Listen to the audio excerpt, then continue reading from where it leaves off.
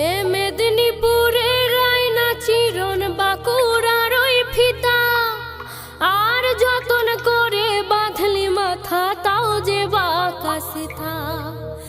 এ পেছ পারিয়া রাজকুমারী গলায় চন্দ্রহার আর দিনে দিনে বাড়ছে তোমার চুলেরই বাহার।